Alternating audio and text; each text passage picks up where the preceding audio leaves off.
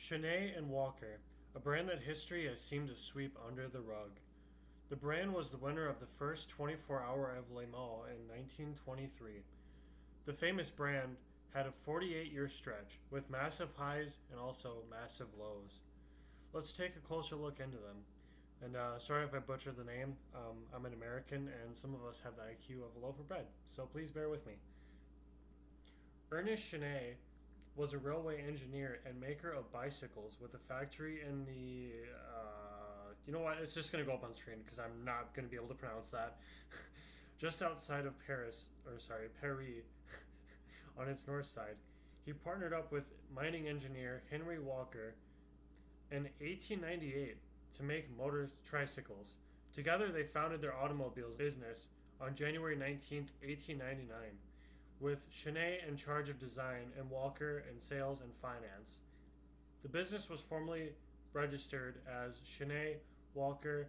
I can't say that either. It's going on the screen too. I'm sorry. They produced their first true automobile, the Chenet Walker Type A. It was homologated with the authorities. It was powered by a 71 cubic inch two-cylinder, which featured at the 1901 Paris Salon, an official art exposition from the Academy of the Arts in Paris. The Chenet and Walker Type B followed in 1901, and a fuller range was soon on offer. The company evolved in March of 1906, becoming public. They became renamed, it's on the screen, and moved to a new factory on the screen in 1908. The new name has caused confusion over the years as to whether the cars should be called Chenet Walker or Chenet and Walker. Both names seem to have been used. Following the death of Ernest Chenet in 1922, his son Lucien Chenet took over. Chenet and Walker won the inaugural 1923 24-hour of Le Mans with one of three cars entered. Car number 9, driven by André Lagache and René Leonard, who won the race by completing 128 laps. 4 laps behind, in second place, came car number 10, driven by Raoul Bachmann and Christian Davernay, I'm assuming.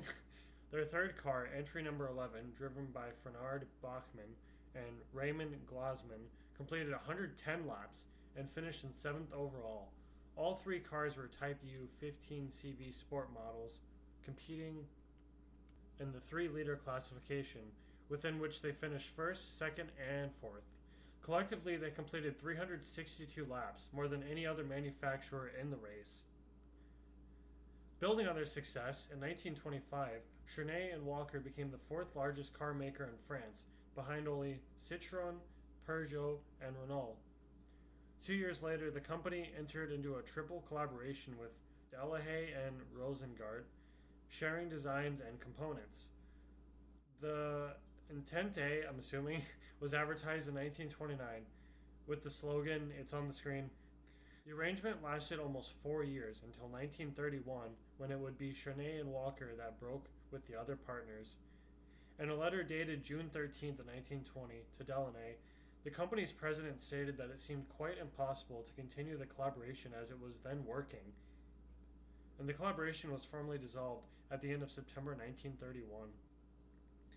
And then there was the decline. The company never had sufficient capital to modernize, and the cars remained largely hand-built, leaving them unable to compete on price. As a result, they went bankrupt in 1936 and were taken over by body maker Schausen. The 1938 model shared bodies with Matford, distinguishable only by the radiator grills, and were powered by Citroën or Ford V8 engines. And car production finally ceased in either 1939 or 1940. In September of 1939, France declared war against some Austrian guy with a funny mustache. Then in June of 1940, the German army invaded and occupied northern France.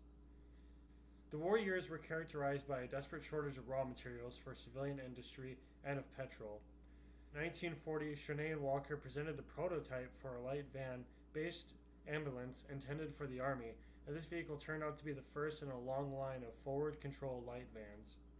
To me, Chenet and Walker were one of the most impressive car brands of the 20th century, finishing the inaugural Le Mans 1-2 and the third car completing the race is no small feat. Hopefully this video helped you realize the impact that Shanae and Walker had on the automotive world, even though that they didn't last super long. They don't deserve to be forgotten in the sands of time. Thank you for joining me today. Stay hydrated, take care of yourself and your loved ones, and peace.